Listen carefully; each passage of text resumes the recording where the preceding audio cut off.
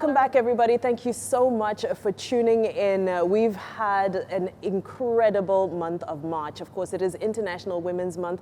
And here on Rubbin Minds, we've been running a special powered by Lipton, where we've been focusing on conversations with inspirational, prolific, pioneering, and of course, inspirational women. And today is no different, as we are joined by Her Excellency, the wife of the Kaduna State Governor. That's Hajia Aisha Garba El-Rufai. Hello, and how are you? I'm fine, thank you. How are you? I'm absolutely great. So we're going to dig into these conversations. We're going to be looking at girl-child rights, gender roles, education, and of course, Kadinap as well. But the theme for International Women's Month this year globally is I Am Generation Equality. Now, what does this mean to you? I have understood it to be advancing gender equality. I've understood it to be protecting the rights of women.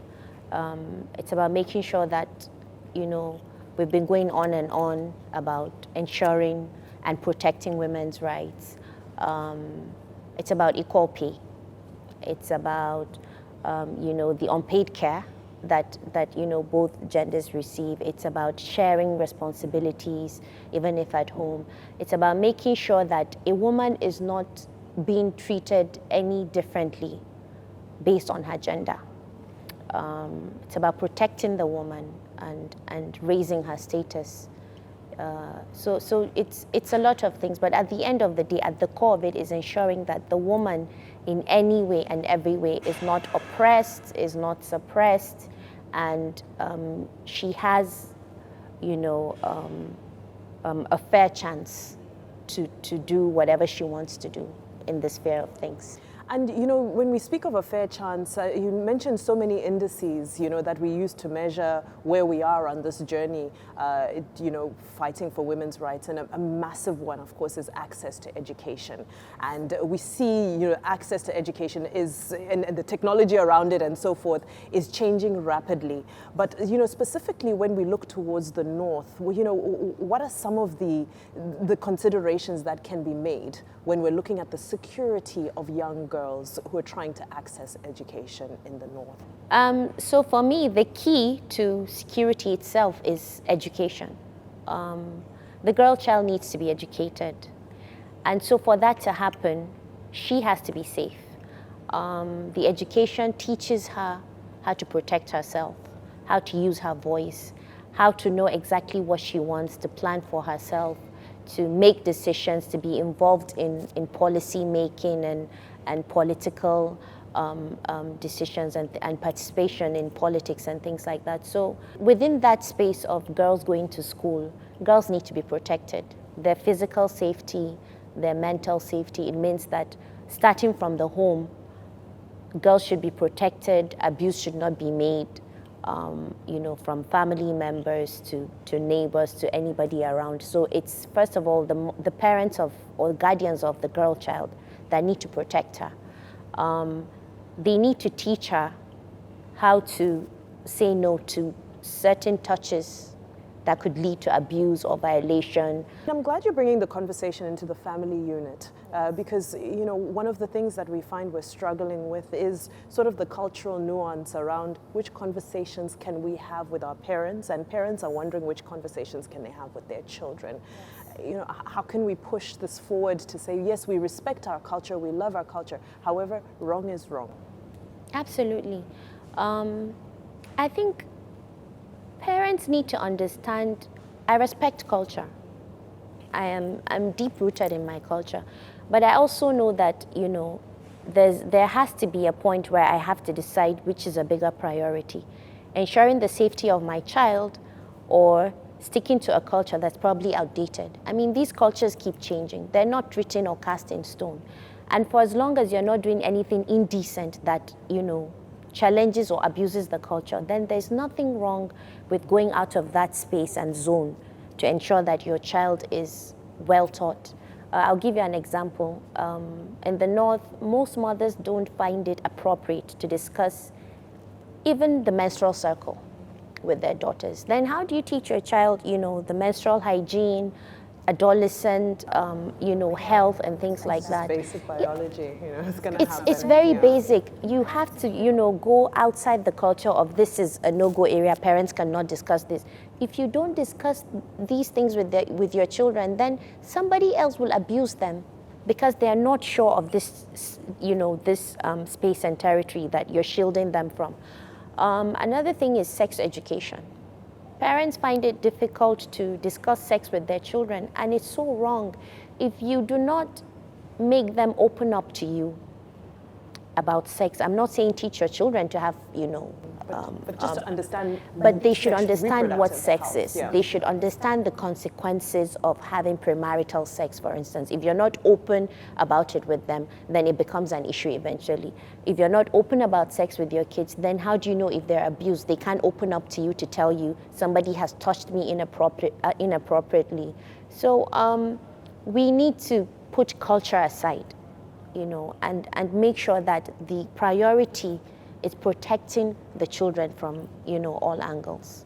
And, having said that, in a country that we love so much because it's so rich in culture, that's Nigeria, how would you rate how far we've come with women's rights and the rights of the girl child here in Nigeria? I like the efforts being made. Let me be neutral. I like the efforts being made. I mean, now we have more ministers in the cabinet. Kaduna State has about half of the number of commissioners being women. We have a deputy governor being a woman. I mean, Plateau had done that. So efforts are being made, to reduce these challenges, to uplift the status and rights of women. Unfortunately, it's still a male-dominated system. It's still a male-dominated society. So a lot more has to be done. From our men understanding the need to let women, rise to their rightful statuses, to the governments, absorbing more women into the system. I think a lot more can be made, but I like the efforts that have been made so far. It means we're on the right track and we can eventually get there. As much as the women are aware that they need to be more vocal and more active and participatory in matters concerning them, the society needs to accept this fact. A lot of times, especially in the North, I'll speak from, what I see, yes. Our society sort of still stigmatizes or condemns women who try to be themselves. And I'm not saying that these women are doing it in an indecent way, but automatically if a woman is vocal and she knows her rights and she knows exactly what she wants and she makes a space for herself, then she's being tagged to indecency and a lot of times it's so unfair that men tend to think, a successful northern woman is probably sleeping around or she's, these sort of things, or they say she's going outside what our religion says. Now, if they dig deeper into the religion, we had vocal women from way back. So the society needs to stop this stigmatization and suppression of women who try to, make a space for themselves. The society needs to accept them. And I think the women also need to understand that it's not just about fighting for your rights. You have to internally understand the need to do something with these rights. It's not just about, I'm free today, or I can do what I want, now I'm a woman, everyone has fought for my rights. What do you want to do with those rights to make sure that we have a better society? It's very important to understand exactly what you need to do to have an impact on everyone as much as you can. So I think these are a few things that we need to look at. And I love that you're using your voice, for the Kaduna Emergency Nutrition Action Plan, something that you've decided to back, which is, a campaign to end malnutrition. But, questions around that. Can we really end malnutrition in our current economic climate? You have so many homes, so much of the population living well below the poverty line. how do we address just basic bread and butter needs? For me, as much as, unfortunately, malnutrition and poverty are connected, because if you're economically empowered, you can rise above the issues of malnutrition. It's a huge possibility. You can make choices. Yes. Yeah. At the same time, I would like to think they're also independent of each other, because no matter your level of poverty, you still eat at the end of the day. What you eat and the nutritious requirement and content of what you eat is what at the end of the day mostly affects your malnutrition or nutrition status. So as much as, yes, poverty affects malnutrition or can be a cause of malnutrition, you can actually handle malnutrition despite poverty. Knowing what to eat is the most important thing. Even if you can only afford one meal in a day, knowing what to put together to get a nutritious meal is the most important thing. Of course, CARDINAP, we are involved in interventions that ensure we reduce malnutrition to the barest minimum. We cannot completely eradicate malnutrition. I would be overambitious to insist that. I suppose it is a yes, I believe it's I one would of be the overambitious to development insist, goals, but I think we can make it become almost inconsequential in our lives. Our first focus with CARDINAP is to make sure that children under the age of 5 who are severely malnourished are saved from the death zone, because we have children dying from malnutrition. How do we ensure that children are born children? Children aren't aware that I was born female or I was born male when it comes to opportunities, education, access to resources, and so forth. Of course, it all starts with us, but how do we take our actions to impact broader beyond our family units? I believe it starts with the parents. How we raise our children, from differentiating between toys for boys, toys for girls, chores, house chores for boys, house chores for girls. I'm a Muslim. I know that, the Prophet Muhammad sallallahu alaihi wasallam, he did house chores for his family. I've seen the picture of President Obama washing dishes, and I respect that so much. But most of our societies raise boys in such a way that they relax, they're at home, they're kings, the girls do all the hard work, and they do something else. So I think it starts from the parents. Teach your children equality. Do not, if you want to give pocket monies to your children, treat them equally. There's no boy or girl or difference in it. The way you consciously raise them is the way they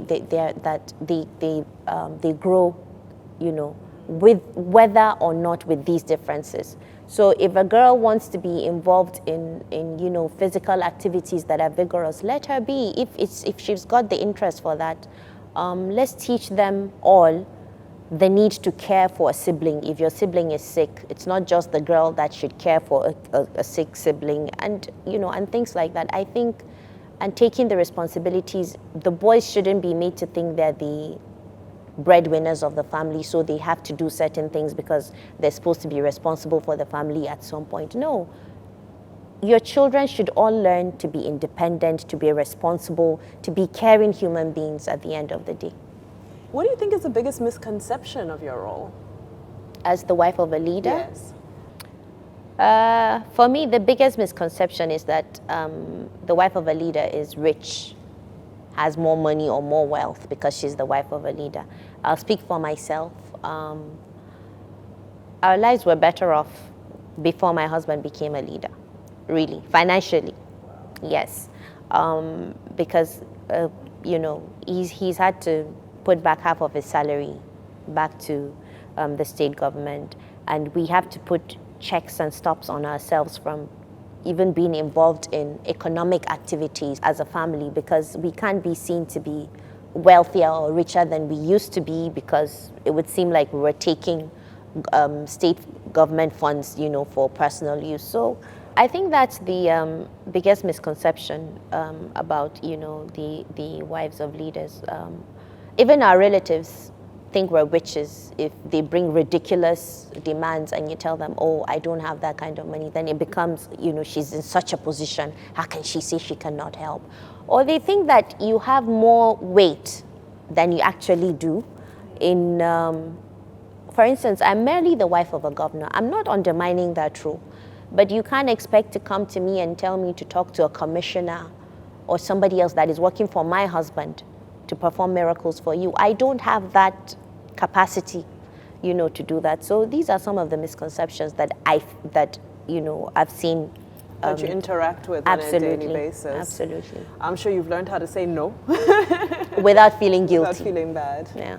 Wow. I didn't expect that. I didn't see that one coming, but it's certainly some food for thought. And, yes. Our time is fast spent, but before we go, I know there's young women and also, older women who are watching from across Nigeria and, viewers across the diaspora who would love to hear a message from you. Just some final words as we continue to use this month of March to explore ways that we can further the rights of women and the girl child. My message is more a request to young girls, to women in general. We need to understand how relevant our role is in our homes, in our societies, in the world. The fight for our rights is the first step to being able to have the opportunity to make things better. There's so many things going wrong. Violence around the world. If we make conscious efforts to raise children that understand the need to shun violence, to shun religious differences, color differences, ethnic differences, ethnicity, and issues like that, this would go a long way in ensuring a better society. So let's understand the need to consciously bring about the change that everybody is thirsty for. We can only do that if we internalize and understand the need to be better people, to have integrity, to be honest, to understand these things ourselves, and then we can be able to teach our children and then spread it around the community. Please, my request is to make sure that the fight for our rights does not go to waste. It's one thing to want the rights or to fight for them, but what do we do with them? How positively can we channel those rights to make our societies better? It's something we all need to come together and think about. And I need us to get together to turn into a lie, something that has been going around about women being their own enemies. Let's learn to raise each other up, to stand by each other and to support each other at all times. Thank you. Beautiful. There you have it. We're going to take a very quick intermission. When we return, plenty more power-packed conversations. We represent.